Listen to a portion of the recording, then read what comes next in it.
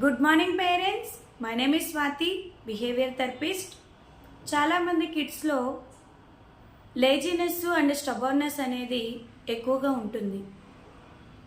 నిజానికి వాళ్ళలో అది డెవలప్మెంట్ అవ్వడానికి తల్లిదండ్రులుగా మనమిచ్చే ప్యాంపరింగ్, మనమిచ్చే కంఫర్ట్స్.